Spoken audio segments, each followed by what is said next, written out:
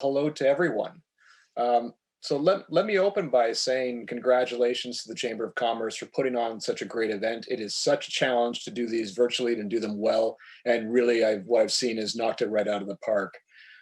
It's very much an honor to be here representing TMX on the virtual stage and facilitate such an important panel discussion about stakeholder capitalism and the critical role that companies play across the business landscape to address issues of impact in modern society. Now for ourselves, for almost 170 years, TMX has operated at the center of Canada's capital market ecosystem, providing an engine of opportunity and a platform for companies to grow, create jobs, and drive economic growth. Now, over the last few years, environmental, social, and governance factors, which had been more niche investment considerations a number of years ago, have really become an increasingly important consideration for both companies listed on our exchanges and their investors. At TMX, advancing sustainability and ESG is a priority area of focus, period. We have set about that hard work of integrating ESG objectives and initiatives into our business strategy, process, and operations. And our exchanges, which include the Toronto Stock Exchange, the TSX Venture Exchange, and the Montreal Exchange, are working to continue to build Canada's capital markets into world-leading marketplaces for sustainable investment and finance with our products and services. A couple of highlights for you. For our listed issuers, we've launched ESG 101. It's a portal of services and resources to help public companies navigate the fundamentals of ESG reporting. On the trading side, we are creating innovative products and services to enable investors to gain exposure and manage risk in the ESG investing. Trading of sustainable bonds issued by governments and quasi-governmental entities is set to launch later this year, enabling retail investors to gain access to an otherwise opaque OTC bond market. Last year, we launched 6 new ESG indices, including the S&P TSX 60, ESG index, which measures the performance of constituents of the S&P TSX 60 index that meet sustainability criteria. And in December, the Montreal Exchange, Canada's derivatives market, launched the trading of S&P TSX 60 ESG index futures, which I know is a mouthful, but it's a great product. Now, sustainable investing has evolved well beyond niche investment ideas, as I said. Environmental, social, and governance factors have become priority criteria for investors and asset owners. And in the events of 2020, particularly the COVID-19 pandemic and anti-racism demonstrations across North America have only underscored the importance of ESG in business, ESG reporting, and the responsibility of corporations to think and act beyond the needs of the traditional stakeholders. So suffice to say, we have much to learn from information sharing in forums like these and from our esteemed panel of Canadian business leaders here with us today. Now, our panel includes Heather Chalmers, President and CEO from GE Canada, Jaqui Parchment, CEO from Mercer Canada, and Rola Dagher, Global Channel Chief from Dell Technologies. So with that, I'm going to jump right into the questions, and we're going to jump it off with some opening comments from each of you. Heather, why don't you lead us off? Your thoughts on this? Good afternoon. Thank you very much for giving GE Canada the opportunity to share our commitment to ESG and, more importantly, how we believe it directly ties to Canada's building back better post-pandemic goal.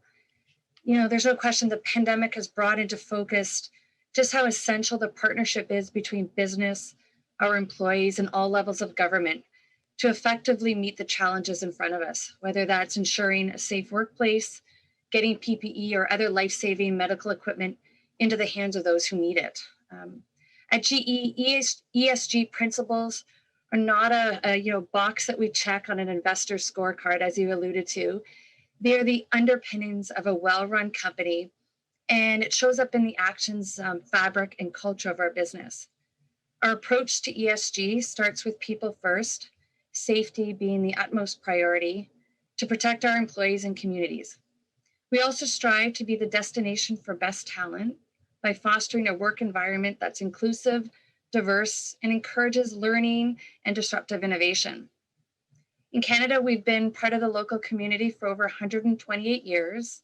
We have thousands of employees across the country who are innovating in the renewables, power, healthcare, and aviation industries. Their work has benefited not just Canada, but the world. Whether that's our teams developing clean energy technology like small modular reactors or offshore wind, or those developing AI for our healthcare equipment. Innovation is a part of our DNA, and it's also central to our approach to ESG. By partnering with customers and governments to provide technology solution that will reduce GHG emissions and improve health outcomes for our team. Oops, sorry, here. This is what. This is what happens when you're on camera here. Sorry about that. Sorry. Oh my goodness here. So by partnering with customers and governments to provide technology solutions that will reduce GHG emissions and improve our health outcomes, our team is contributing to our shared goal of having healthy people on a healthy planet.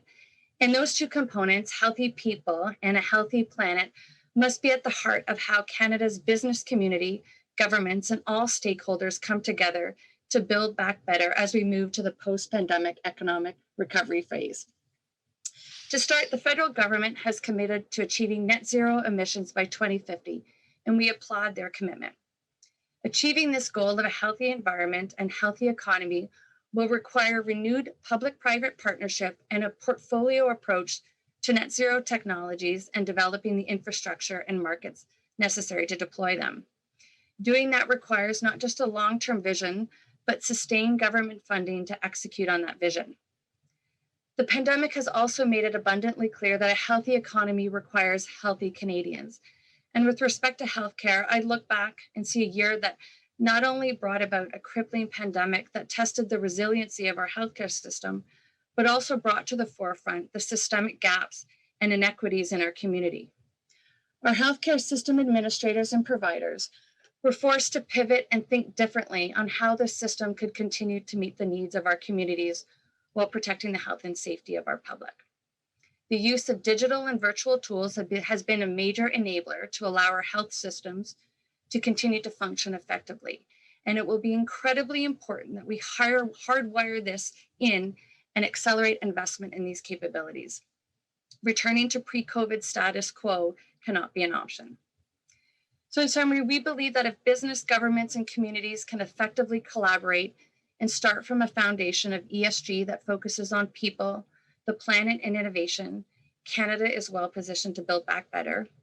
And it's going to require us to move away from the status quo, to explore new approaches, and to move beyond analysis and planning to execution and actions. But our hope is that Canada has shown that we have the talent and the resources and capabilities to succeed. Thank you. Thank you, Heather. Really appreciate that focus on people in that. Jaqui Parchment, let's turn to you for some opening thoughts.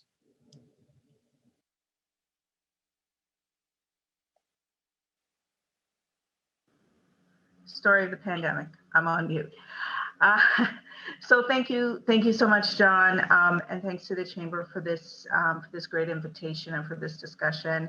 I'd like to start by just, for those of you that don't know, Mercer Canada, really proud to represent and serve as CEO. And the core of our business is helping our Canadian firms attract and retain the best talent. And how do we do that? We do that by helping them create programs that improve the wellness and mental health of their employees, the financial wellness of their employees, and also the career strategies of their employees. So social purpose is literally at the heart of everything that we do, because our purpose is to make the lives of Canadians better through the work that we do for corporations. I think it's incredibly important that we have this conversation around social purpose at this particular time. One reason is that the pandemic, as everyone has said, has really exposed the divide in our society. And it's going to take all of us, government, business, individuals, to help make that better, to build back better. The second issue relates to, the talent shortage that is facing Canada, right? So coming into COVID, we knew that demographics were not our friend. We know that we face an aging population. We know that the war for talent in our knowledge economy is acute. And coming out of COVID, we're seeing that our great Canadian talent is going to be able to work anywhere. You're going to be able to sit in Canada and hold jobs that maybe you never thought you could hold for any company in the world. And so we have to do everything possible to create an incredible value proposition for our talent. And one key element of that value proposition is social purpose. So really important conversation today. Well, what a great theme in terms of social purpose to unify companies when people are all remote and not working in the same offices anymore. Never thought I could run a stock exchange from my basement office, that's for sure. Rola, let's turn to you. Opening thoughts on the topic today. Thank you, John, and great to be joining Heather and Jackie. And I do have to apologize on my voice because I'm still fighting the COVID virus after 5 months where it's been stubborn. But I guess the virus didn't know that it was fighting with the Lebanese blood. So my apologies. I'll try my best. I have to say, came to this country 32 years ago, and the system wasn't set up for people like me to be where I am today. But I learned really quickly over the 32 years, Canada is the land of opportunity that offers you to learn it, earn it, and return it. And I feel so strongly about this because it's been my philosophy of learning everything and earning it and returning it back to the country.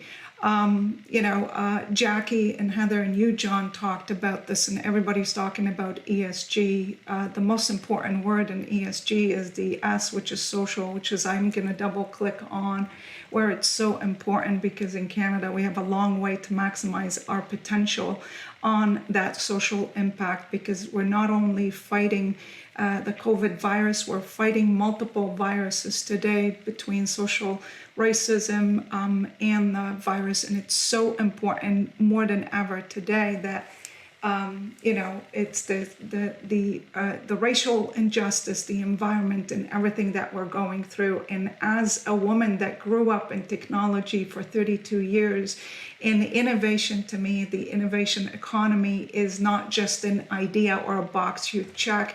It's an international war on talent, as Jackie said, when we talk about talent and how do we find the right talent, upskilling those talents. And today, Canadian businesses shoulder responsibility to make an impact on our communities, advance human progress, which is one of the key driving principles that we have at Dell Technologies, which I absolutely love. And I'm going to use a quote that Michael Dell just used that it applies to all of us. Technology is an equalizer, and it should not be a source of division, period, full stop, because we're seeing that more than ever technology is impacting human progress. And how do we do it? And how do we ensure that it's not being a division of divide for areas and people that don't have the technology to deliver? So the economy depends on all of us as leaders to return it back to community and to give back in so many ways.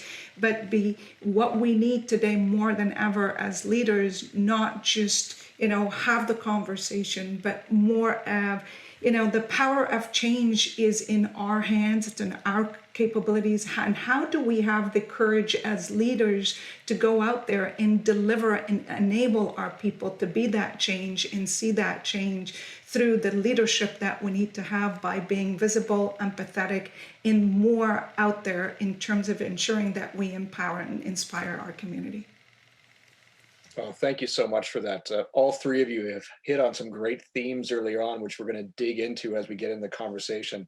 And I echo your comment. I've almost often said we're blessed with these roles, which are roles of privilege, but also responsibility to find ways that we can drive things home with our organization. So with that, I'm going to look to you, Heather, in terms of our first key question today.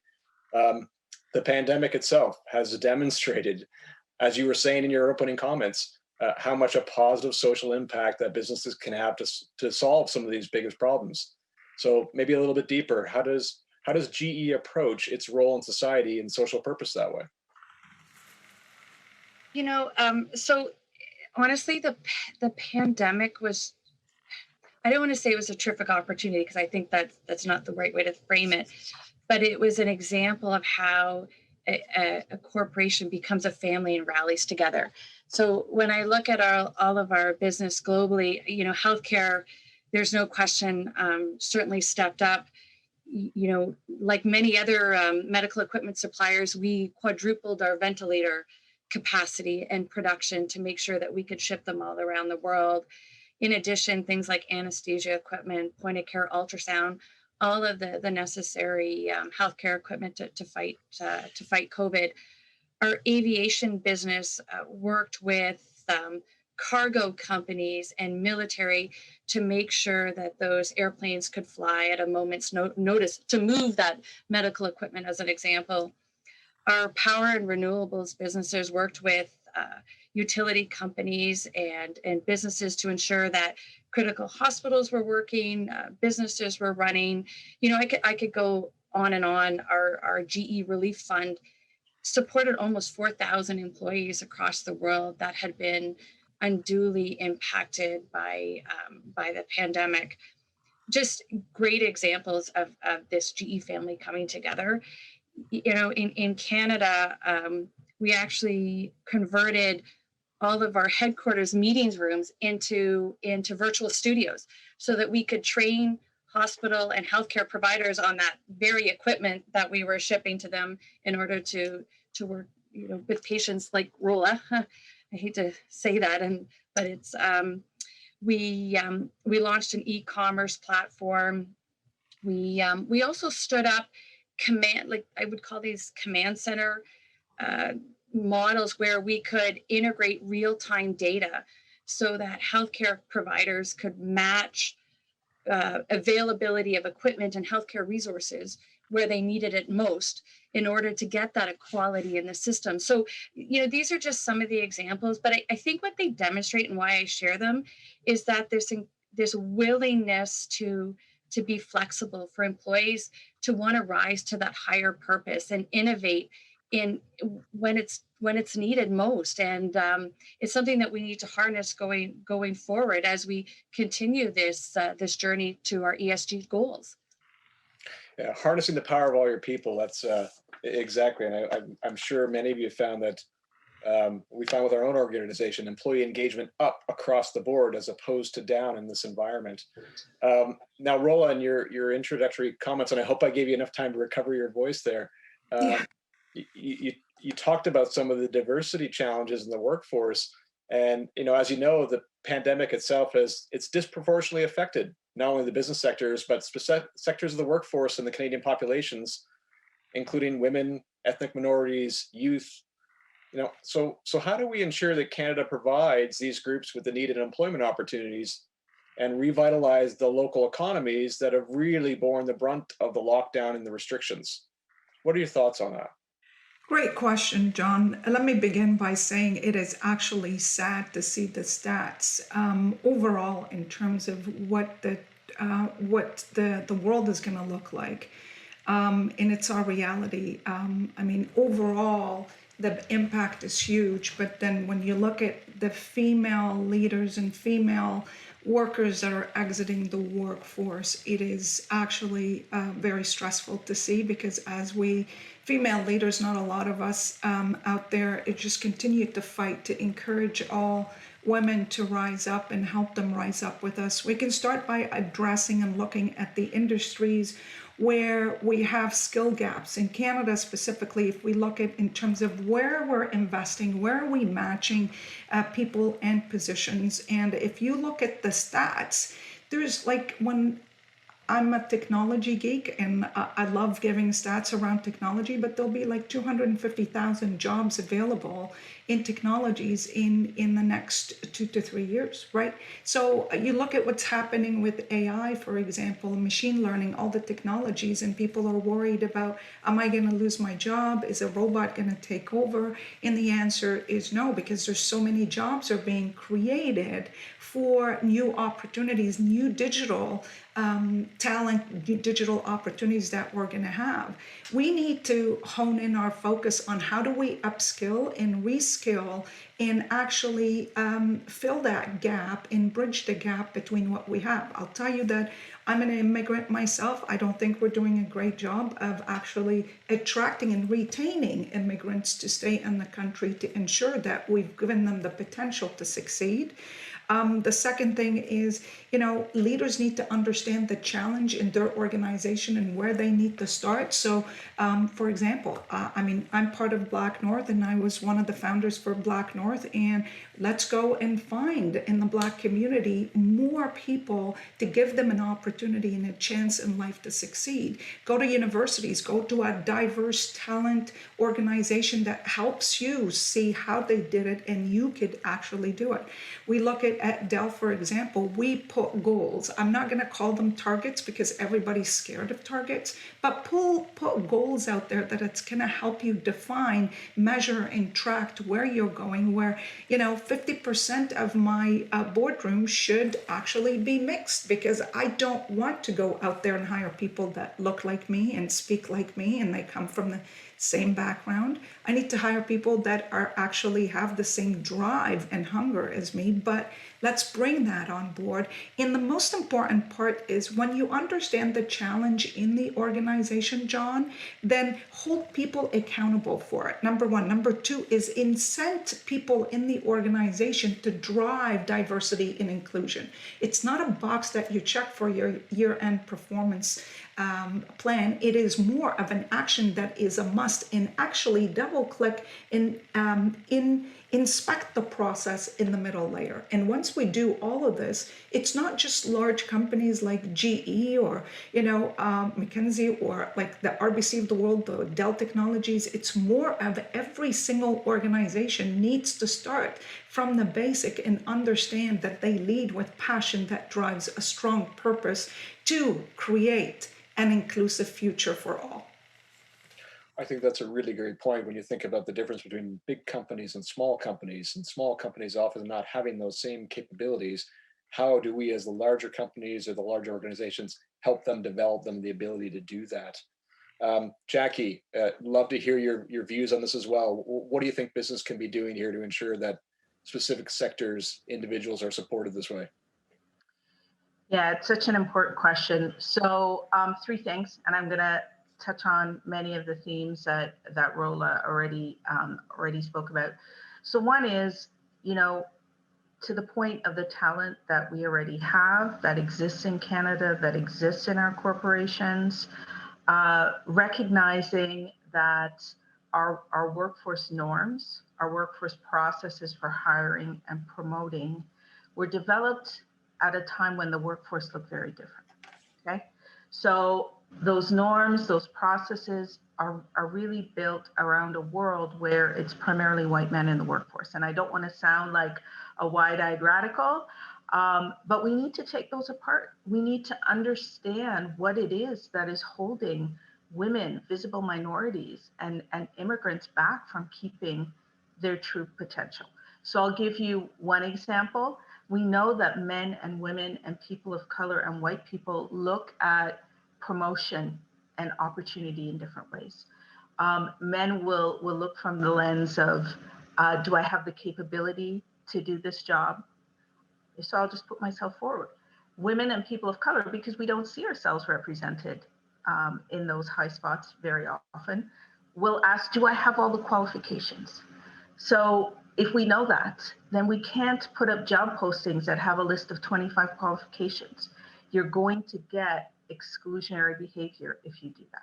So going through all of our practices and understanding what is excluding versus bringing people in, that's critical. The second thing is we don't have talent to waste in Canada, and we still are not doing everything that we need to do to welcome new immigrants in and allow them to use the skills and the tools that they're bringing to us. So I'm involved with a number of organizations that support new immigrants, do peer-to-peer mentoring. And very often when I look at resumes, at the resumes that I see, I'll ask myself, would this person be having a problem getting a job if they had an Irish accent or a British accent instead of the accent that they have? And sadly, I think the answer is no.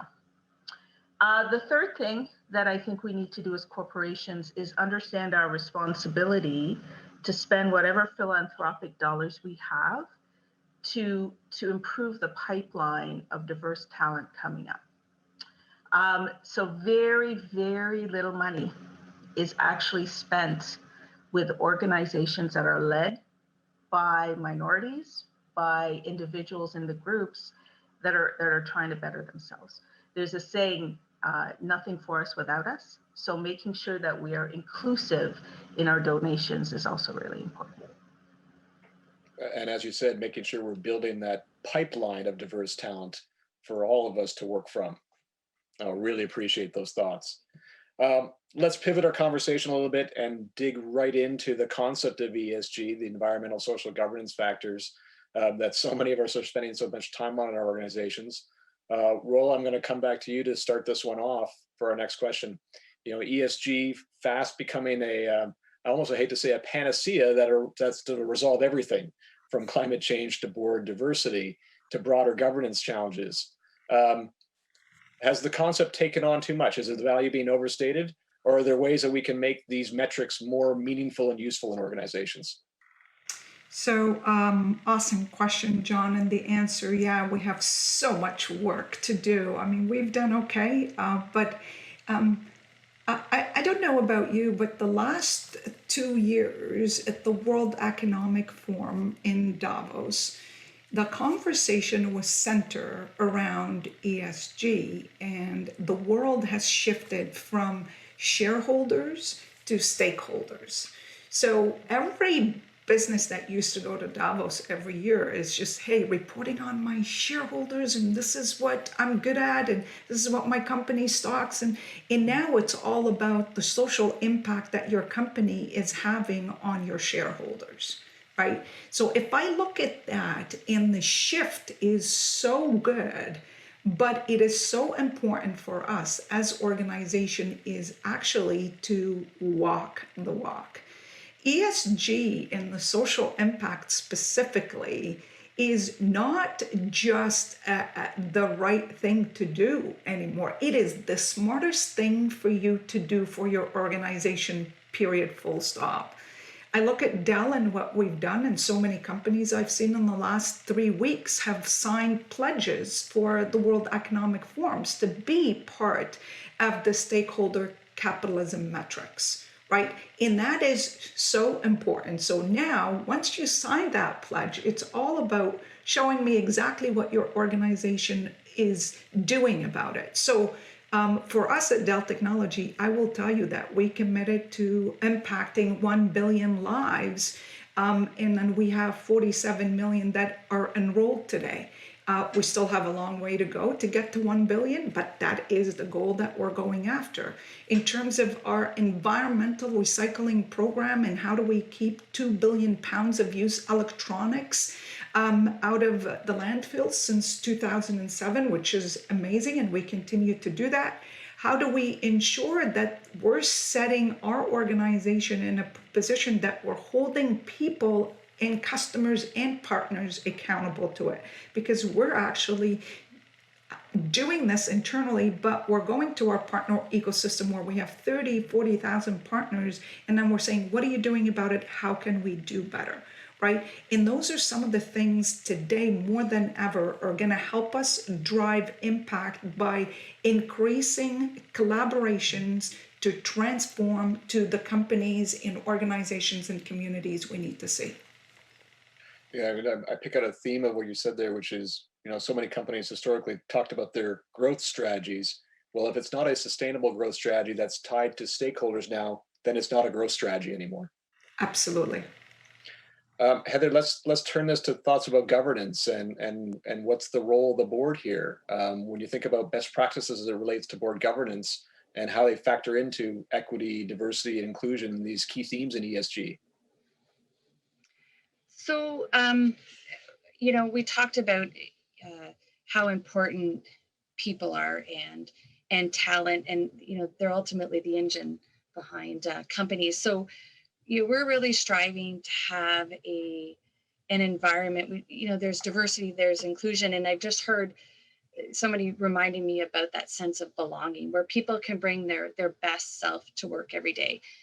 And then if you couple that with that culture of curiosity, that wanting to innovate, and certainly the last year has showed us, in addition to being resilient, to having, grit. But if you can create that environment where it's the combination of all of those things, imagine what you can do and the innovations that you can create. So like Rola mentioned, we're not there yet. And one of the things that we've just launched in Canada is our first Inclusion Diversity Advisory Council that reports directly into the GE Canada board. It's got representation from all of our businesses across the country of all different tenures and seniority.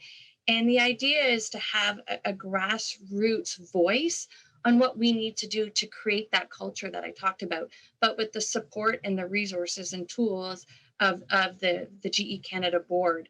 So it's early days, but I have to tell you, everything that we've seen so far has just been incredibly positive, and I'm encouraged by where this will go. We've also signed the Black North Pledge that Rola talked about, which holds us accountable to whether it's sponsorship dollars, percentage of senior leadership positions. We're doing things like unconscious bias training and working a lot more closely with groups like the Canadian Council of Aboriginal Business. So we're trying to take a number of approaches, but it's going to take time. At a broader GE Canada level, as of last Friday, we just published our first diversity report, or a report that we haven't done it in a number of years, and it starts with transparency and data. And the numbers are, as I mentioned earlier, they're okay, but we do have a lot of work to do. But it's we're making the necessary steps in order to get there. And then finally, I'll just add that, part of that was naming a chief diversity officer, not only at the top of GE, but also within each of our businesses and locations. So I'm encouraged, but we're at the beginning of this long journey. Yeah, the early part of the road. Jaqui, that's the same question to you. And I know you've been an active voice for diverse workforces and more women and minorities in the corporate world, as we were just talking about. What are some of the best practices that you and your team have incorporated at Mercer, and what do you see in the industry? Yeah. So first, facts and data. Okay. We have held ourselves accountable in terms of using data around gender for quite some time, and now we're incorporating that use of data with respect to other elements of diversity as well. So as I say to my team every year, and especially when we get into comp season, men and women are equally smart. White people and people of color are equally smart. So when I look at year end and I look at the percentage of individuals who are promoted, who get raises of a certain level, who get bonuses at a certain level, I'm going to expect to see that diversity in our team reflected in the rewards at year end. Otherwise, it would just be illogical.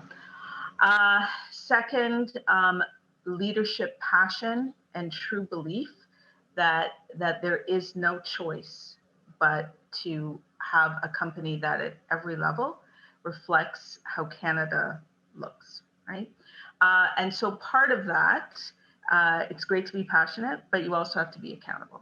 So we have actually built into the goals of our leaders, and we're cascading this to lower levels as well, what we expect to see in terms of diversity. And I know there's lots of controversy over goals versus targets, but we expect our people to have diverse panels when we interview. We expect, particularly with our leaders, that when we're selecting them, we're going to have diverse choices to choose from. And so all of that has to roll up into metrics that we can hold people accountable for. And we find that's making a difference. Everything that Heather and Roland mentioned in terms of anti-bias training, and all of that. That's table stakes, and that's really, really important. The final leg of this tool for us is to hold ourselves externally accountable as well. So proud to have signed the Black North Pledge, proud to be on the board of Black North myself, and also, we are allied with the Black Opportunity Fund, and we have relationships with organizations that support new immigrants and help to find them jobs like Culture Link. So all of this we think is moving the needle, but we still have a way to go, as just about every corporation does in Canada. So passion for real change, real data, and outcomes that we can hold each other accountable to. Those are excellent. Thank you for that. Okay, we're going to shift into a different piece now. So, fewer questions that you had the chance to think about in advance, and questions that are coming directly from our audience today. So I'm going to throw this one open to whoever wants to jump in first. A question from the queue in terms of, how have your companies helped your employees with things like childcare, work from home, whether your employees are working from home or have had to continue in the workplace? And we know that this has been an issue for so many. So, how do we facilitate people working from home with all these other challenges in the environment? What are your companies doing? I could start by saying it's amazing to work for a company that actually makes technology for a living. So first of all, more than ever, you got to be a servant leader today, because servant leadership is a must, and actually be visible, be empathetic, and be vulnerable as a leader. Because more than ever today, in the old days, John, we used to work from home. Today, we live at work. And I'll give you an example that, our company's headquarters is in Texas, and they had a storm. So of course, they're not used to Canadian weather. So the whole, Texas state shut down, and our CEO, Michael Dell, sent a letter saying, hey, don't panic. We know that you can't be online. Please just put, your out of office notice and just take the time to take care of your family. So right off the bat, this is the human servant leadership approach that we need, number one. Number two is ensuring that your team has the technology that they need in their home office, because safety is number one. Number two is when we talk about childcare, and most importantly for me, more than ever now, and everybody knows that I'm a huge advocate for mental health. Mental health is health. So we need to start having the conversation, because we as leaders need to get out of our comfort zone and ask the question and pause. And that question is as simple as, how are you doing today? Really? And just pause, right? And then offer the support, because we're not there to listen to speak and listen to judge. We're there to listen to understand and make it easier to our employees by providing them with the collaboration, with the technology that they need to ensure their family and they're safe. Heather, Jaqui, anything you want to build into that? Yeah, Go ahead. Sorry, I'll add on to that. Yeah, completely agree with the idea of empathetic leadership. For us at Mercer, it was really important, as we moved through the pandemic, to be very, very closely connected to our team. So we did weekly town halls, and on those town halls, we would have a number of our leaders sharing their challenges, because we really wanted our colleagues to be able to come to us and be open if they were having a challenge, if they needed to. We know many of them needed extra time to look after their children and had many other challenges. So you can't ask people to be upfront and open with you if you're not prepared to do the same for them. So, many people got out of their comfort zone, but we did that. We also, worked to provide every single possible benefit we could to assist with mental health, to assist both colleagues and their families with physical wellness. So very quickly making sure we gave everybody access to digital health solutions of all types. And, did things like bring in psychologists to talk to our colleagues to help them with challenges that they may have been experiencing with their children. Provided, discounted availability for extra babysitting, whether it's virtual or in person. So basically every single possible benefit related to caregiving and mental health, we were layering that on. And you mentioned the increased engagement. I think all companies that stayed in business and were able to keep most of their colleagues employed saw that increase. But boy, it's really meaningful when you have a young mom or somebody who's got an elderly relative that they're struggling with who says, this really made a difference for me. Heather? I think these ladies have summed it up really well. So there's, I was just going to add the doubling down on the communication aspect of it and the vulnerability in the communication. Something simple. I was asked to start a blog, and I thought, who's going to want to listen to me and what's happening in my house? And I was astounded by the responses, both good and bad. Sometimes I would get some really, very honest feedback about somebody else's personal situation. But it was a good reminder of what everybody was going through, and then then that would feed into how we would pivot and even look at our benefits program as an example. So, I'm just amplifying what these two ladies have said, but that need for constant communication was so critical. The one I'll add from my own experience was as a number said, the importance of human leadership, but also giving our people the permission to do work differently. Yeah. Give yourself the permission to work differently.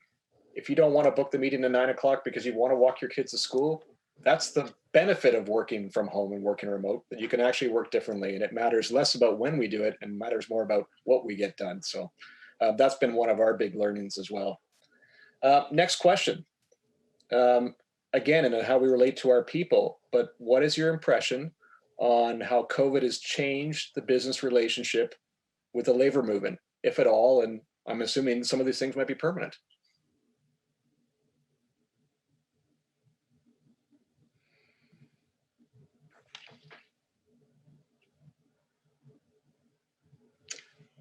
I'll take a bit of a stab. First of all, I think it's just, I come back to some of my earlier comments, and and I'll speak for myself, but this appreciation for their capacity to disrupt the status quo, to innovate, to give endless hours of work in order to serve our customers and to rise to that higher purpose. And I was unbelievably overwhelmed by their willingness and their wanting to do it. And so to me, it just reinforced that, that sense of team and the terrific talent that we had, and not to take it for granted.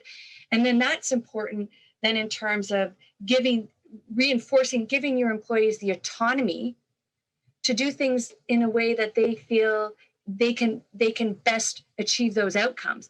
And there's a sense of trust in that. And so COVID has, I think, provided an opportunity, whether it's working from home, working at those different hours, but people have delivered in ways that nobody could have imagined. And I think ultimately that's something that we want to hold on to long-term, even after we've returned to some sense of normalcy. I don't want to say post-COVID, but where I'm going. I think that's hopefully what will change and will be hardwired into our businesses for the longer term. Yeah. Like the new normal. I promise I'm not going to use those words anymore. Yeah. Go ahead, Rola. I would say almost a year. And I think Heather and I bumped into each other, my last speaking engagement at the Fairmont Hotel, exactly the same time last year. And who would have thought? It's actually crazy, but we have learned so much. Welcome to the new disruptive world where a crisis could wake us up as humans to actually do things in a way we've never done before. I look at large organizations that we all work for, and who would have thought that a company can get a hospital, a virtual hospital, or a hospital built in a parking lot in less than 24 hours. Just the T's and C's alone in big companies will take you almost a year. And wow, hang on a second, we found a way to do this because it impacted human lives, right? Who would have thought that I would know what Heather's living room and kitchen and kids or Jackie's more as much as I know now, because right now you know everybody's on your team's pets and their wives and their kitchen and everything, because you get that human touch in the gratitude perspective and the silver lining of actually how do you turn crisis into a moment of gratitude that is actually changing who we are. Are we ever going to go back to be on the plane like myself? I was on the plane every week, and how many hours I wasted in the airports and traveling, and now how productive I am, right? So are we going to go back to that world? I doubt it, but we're going to be so smart about how we're going to make our people more empowered through the crisis that helped us learn to be more productive and more impactful to our customers and partners and communities and families. Yeah, we're going to be work smarter as we go forward. Yep. Jaqui, I'm going to turn to you for this next question. This one is more challenging. It's one that's been in the queue the longest. OECD and the UN and other organizations are proliferating international ESG and responsible business conduct standards. And I know that from our experience, we're seeing a lot of different standards coming in. What can businesses try to do to bring coherence so they can focus on a few high quality standards that people can use? Yeah, well, I think it comes back to, understanding what makes a difference, right? What is going to be really key to moving the needle. And I'm going to speak specifically to the S in ESG, and we've all in different ways touched on the same themes. The first one is measurement, accountability, right? I think in a lot of the standards that we hear about, there's some element of that. That's a really important one, and I think that one is unarguable. Second, making sure that what you're doing is visible, right?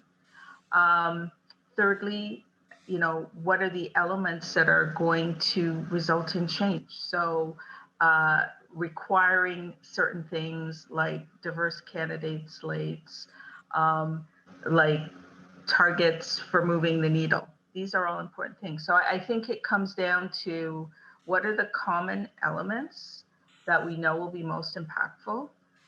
Let's focus on those. And then we're going to see change. And I think we'll meet many of the standards as well.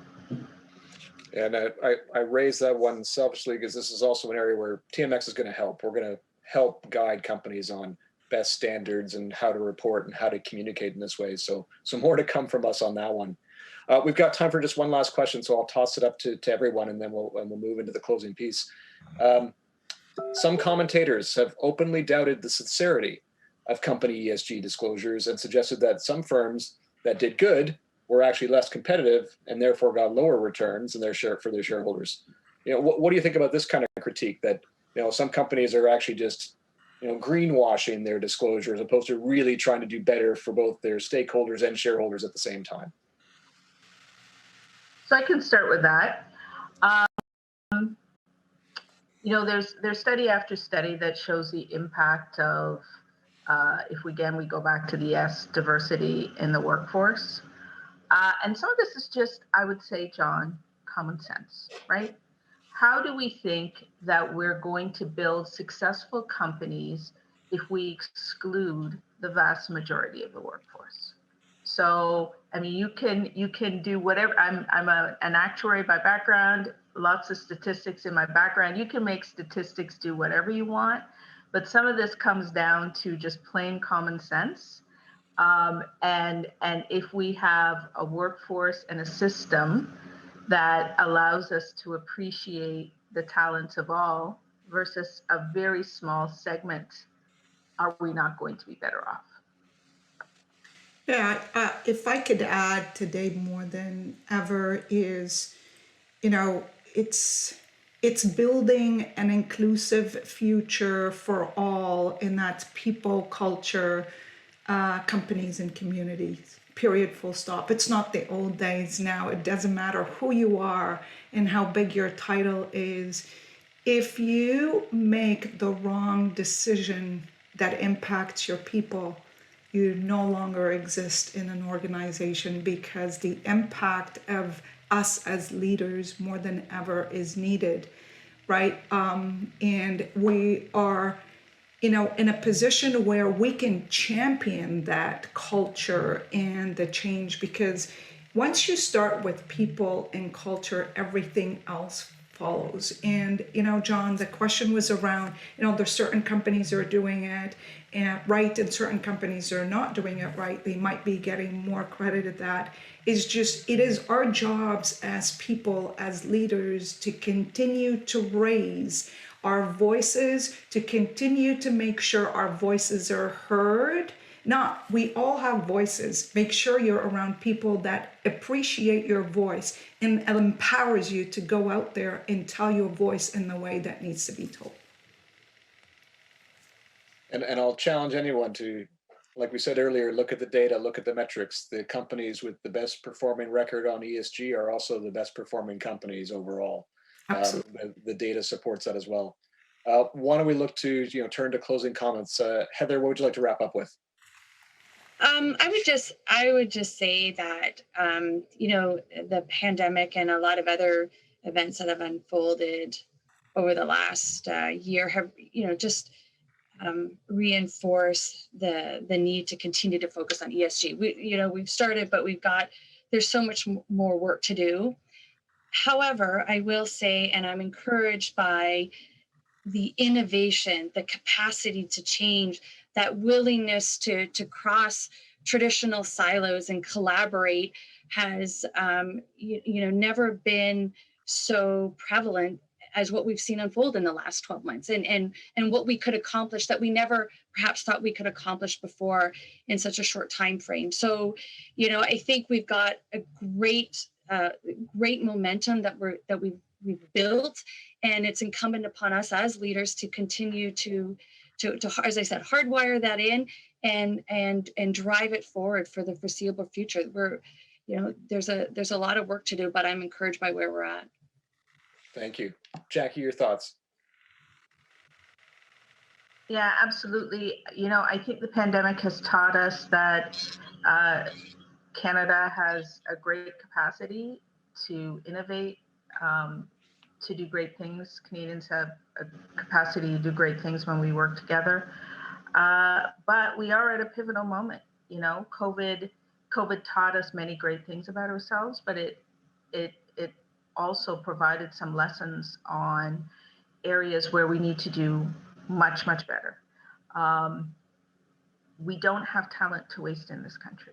And so, continuing to focus on bringing everybody along, whether that's individuals that are already in our workforce, whether that's new immigrants that we need to welcome for everything that they bring to us, or whether that's others that we need to help along and bring along our journey.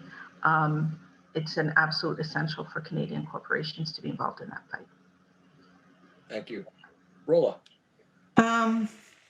So this is very close to me as a COVID survivor, and I'm still fighting really hard to get out of bed every day and do what I do. And I have to tell you from the bottom of my heart, the one word I could describe all of this and building on Heather and Jaqui is gratitude. And as much as we are far apart, we need to be there for each other as people, as Canadians, as humans. I value the many roles we have to play all of us. Today, we have to play as the leaders, the protectors, the provider, the fighter. But what is most important now more than ever is you need and we need to value the survivor in us.